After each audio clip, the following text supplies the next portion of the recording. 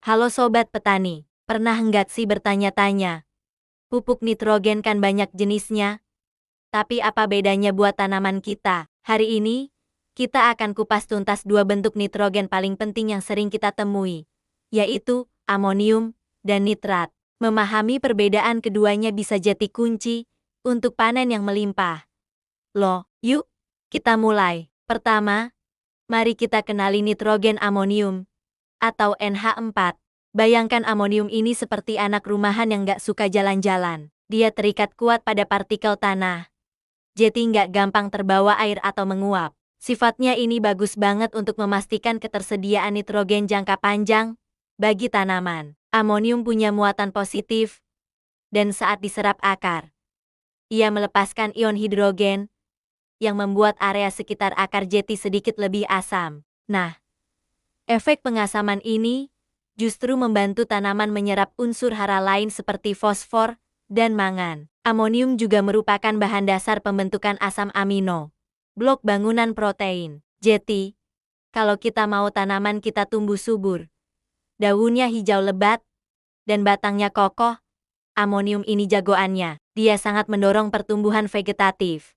Sekarang, kita beralih ke saudaranya, nitrogen nitrat, atau NO3. Kalau amonium tadi anak rumahan, nitrat ini si petualang sejati. Dia punya muatan negatif, jadi nggak terikat di tanah, dan sangat mudah bergerak mengikuti aliran air. Artinya, nitrat bisa cepat sampai ke akar tanaman, memberikan dorongan energi instan. Ini yang bikin nitrat disebut sebagai nitrogen, cepat saji. Tapi karena gampang bergerak, dia juga rentan hilang tercuci oleh hujan deras atau irigasi berlebih, terutama di tanah berpasir. Saat diserap tanaman, nitrat justru cenderung menaikkan pH di sekitar akar. Nitrat juga berperan penting dalam merangsang produksi hormon tanaman seperti sitokinin yang mendorong pembelahan sel, pembungaan, dan pembuahan. Jadi, kalau kita ingin fokus pada fase generatif, seperti memperbanyak bunga dan buah,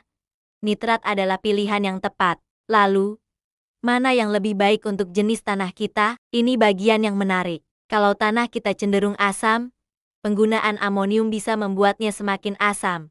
Jadi perlu hati-hati. Sebaliknya, nitrat bisa membantu menetralkan. Untuk lahan sawah yang tergenang air, kondisinya kan kurang oksigen. Dalam situasi ini, amonium lebih stabil dan menjadi bentuk nitrogen utama yang bisa diserap padi.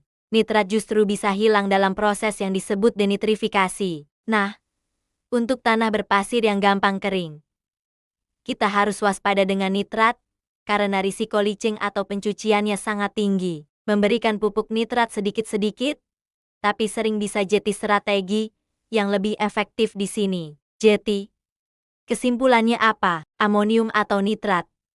Mana yang menang? Jawabannya adalah, keduanya sama-sama juara. Tanaman yang sehat membutuhkan keseimbangan antara keduanya. Amonium untuk membangun fondasi vegetatif yang kuat, dan nitrat untuk mendorong hasil panen di fase generatif.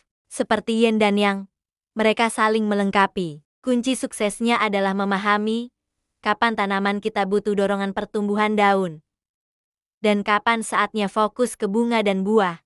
Dengan memberikan kombinasi yang pas sesuai fase pertumbuhan dan kondisi tanah, kita bisa mengoptimalkan penyerapan nutrisi dan tentunya mendapatkan hasil panen yang maksimal. Semoga penjelasan ini bermanfaat ya, Sobat Petani. Jangan lupa untuk selalu sesuaikan pemupukan dengan kebutuhan spesifik tanaman dan kondisi lahan kalian. Terima kasih sudah menonton.